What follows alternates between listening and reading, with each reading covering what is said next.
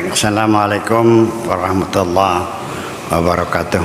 Waalaikumsalam warahmatullahi wabarakatuh. Bismillah, tawakkaltu ala Allah, la hawla wa la quwata illa billah. Asyhadu an la ilaha illallah wa asyhadu anna Muhammadar Rasulullah. Allahumma salli ala sayyidina Muhammadin wa ala alihi wa sahabatihi ajma'in, amma ba'd.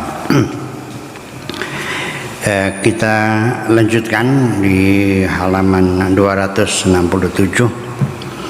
firman Tuhan yang berbunyi wa ma khalaqtul jinna wal insa illa liya'budun.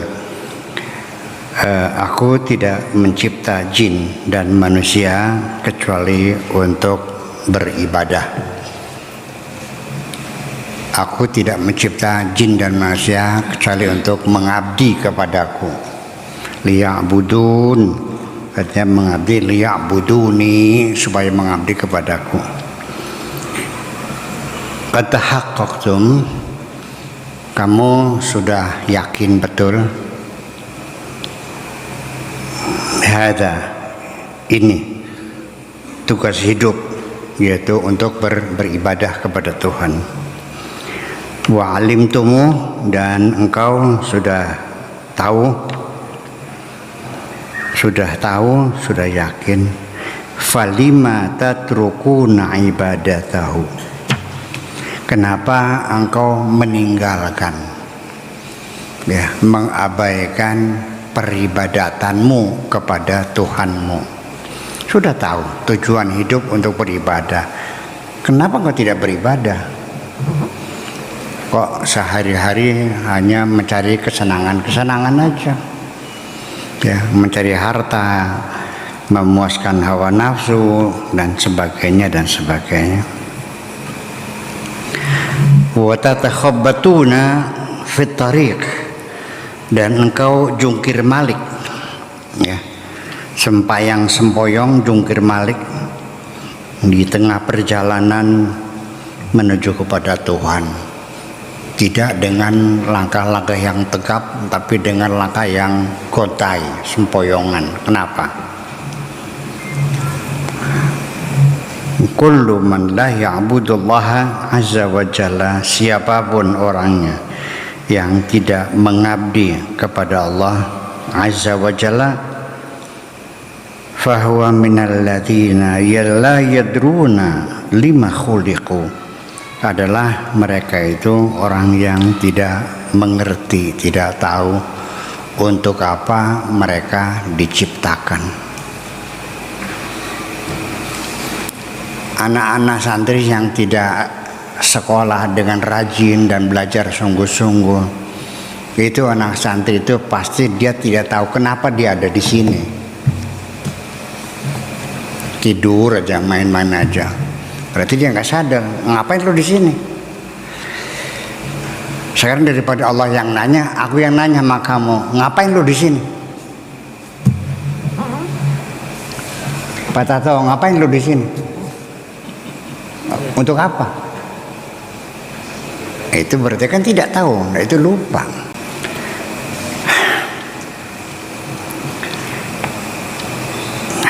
Tetapi TKW yang bekerja di luar negeri, dia tidak pernah lupa mengerjakan pekerjaan majikannya, dari mulai nyuci piring, belanja, masak, ngepel, nyetrika dan sebagainya. Tiap hari dikerjain karena dia harus sadar bahwa aku di sini lagi bekerja, mendapat upah setiap bulan 5 juta, begitu. Saya kontraknya di sini 3 tahun, kan gitu. Andai kan engkau tinggal di dunia di sini, engkau tahu persis kontrakmu berapa tahun di sini, nggak bisa tidur kamu nih. Ya kan nggak? Andai kan Pak Tato tahu kontraknya 43 tahun. Sekarang Pak Tato umurnya usia berapa? 51. Wah, sudah lewat dong. Lewat. Oke, katakan 53 tahun deh. Ada. Berarti tinggal berapa sisanya? Tinggal 2 tahun. Ketika Anda tahu kontraknya akan selesai 2 tahun lagi, nggak bisa tidur. Jadi bagusnya tahu atau tidak tahu? Nggak tahu. Apa gebrage baik? Namanya pagar doyong apa? Gebrage. Lebih mending kita nggak tahu. Ya itu persoalannya. Jadi begini, tiap hari kita mengucapkan ibadah. Tiap hari bilang ibadah. Tapi ibadah itu apa? Nggak paham. Karena bukan bahasa Indonesia ibadah, itu bahasa Arab. Bahasa Indonesianya pengabdian, abada ya'budu ibadatan. Namanya pengabdian. Pengabdian itu bukan berarti bekerja tanpa bayaran, bukan. Kecuali di beberapa lembaga pendidikan, kalau sudah tamat dia harus menjalani 1 tahun pengabdian. Artinya mengajar di sekolah tanpa digaji, namanya pengabdian. Kalau mengabdi kepada Allah dibayar. Ini satu sendiri menjadi satu masalah. Kenapa kalian keberatan mengabdi kepada Allah? Kenapa? Karena dalam anggapanmu mengabdi kepada Allah tidak dibayar.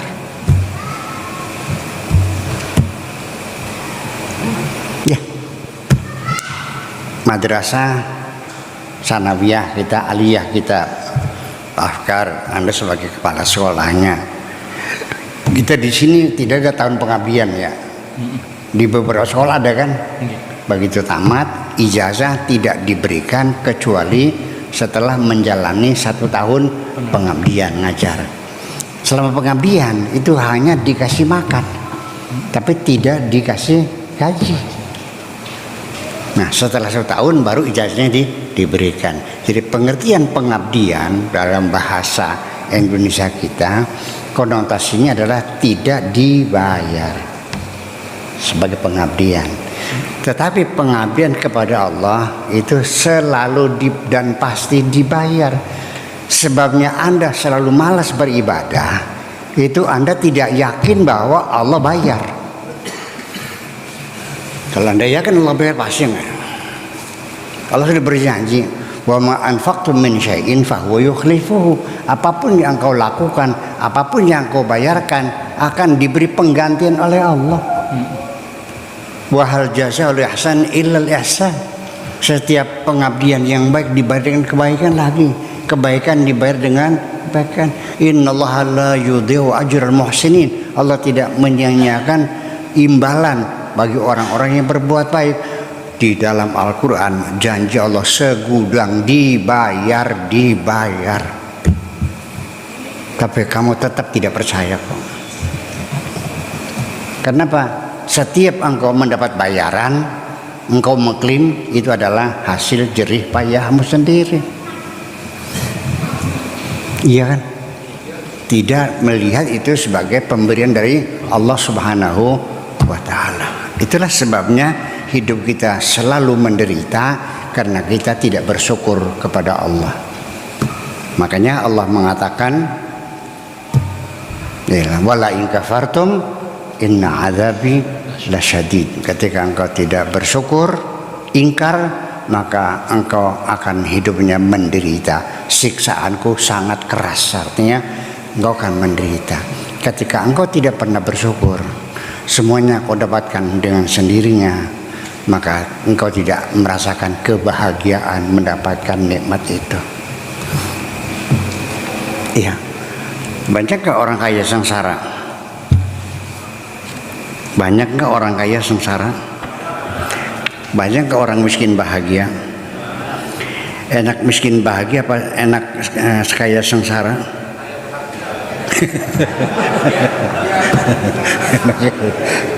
Iya. Ya tentunya kalau kita orientasinya cari kebahagiaan, ya tentu pasti kita akan mengatakan memilih kebahagiaan, kan gitu. Oke, kita lanjutkan lagi. Alladzina hum ala qadami tahqiq wal haqiqah qad alimu annahum khuliqu lil ibadah Mereka itu orang-orang yang betul-betul yakin, tahu, percaya, dan mereka tahu bahwa mereka diciptakan itu semata-mata adalah untuk beribadah kepada Tuhan mereka. Yamutuna, mereka nanti akan mati. Tsumma yuhyuna, kemudian mereka akan dihidupkan lagi. Ya. Fahum yuhaqqiquna al-ubudiyah, mereka merealisasikan mengimplementasikan hidupnya untuk beribadah kepada Allah Subhanahu wa ta'ala. Begini, ini mungkin satu kesalahan yang perlu diperbaiki.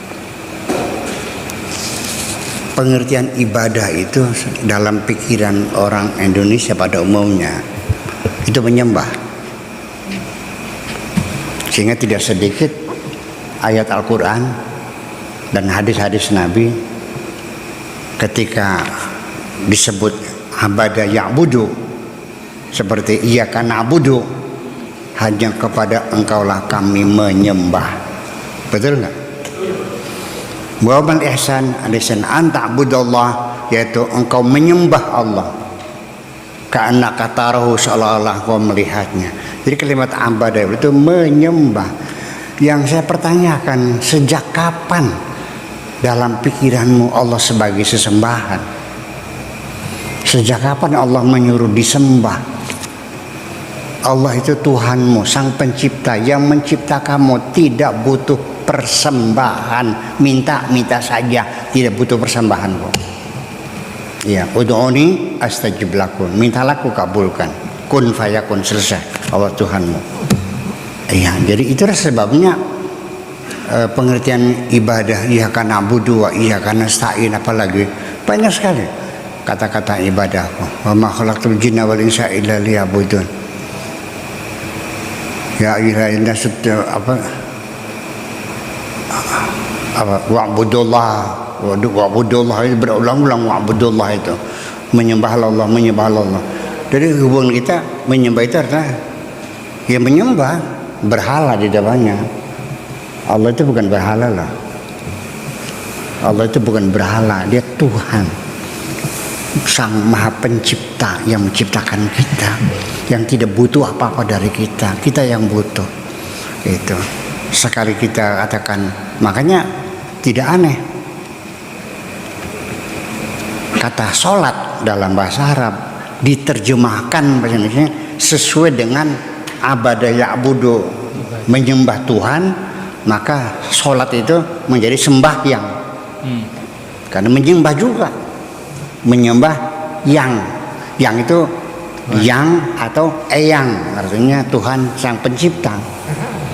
Jadi menyembah Tuhan, sembahyang. Ya, sudah sembahyang belum? Namanya sudah sholat belum? Nah, itu menjadi kesulitan. Jadi sholatnya saja menjadi sembahyang, menyembah eyang. Nah, itu makanya ya sebaiknya saya tidak menyalahkan, cuman sebaiknya lebih baik kita mengatakannya sholat sajalah. Kita adopsi bahasa Arabnya aja sholat daripada sembahyang. Sebenarnya akan kita sedang sholat, dalam pikiran kita seolah-olah kita sedang menyembah. Itu persoalannya. Jadi mesti berhati-hati, karena bagaimanapun terma-terma yang kita ungkapkan itu akan mempengaruhi secara psikologis dalam pikiran kita. Ya, kalau sesuatu itu kita anggap benar, ya menjadi nyaman kita melakukannya. Itu kira-kira.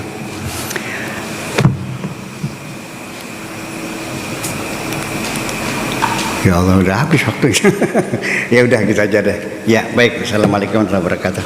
Waalaikumsalam warahmatullahi wabarakatuh. Aku hanya ingin berbagi kebahagiaan dan tidak menggurui siapapun. Terlalu sulit bagiku untuk menyalahkan siapapun.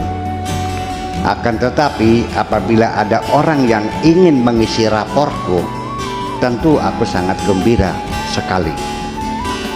Dan kujamin aku tidak akan sakit hati sedikit.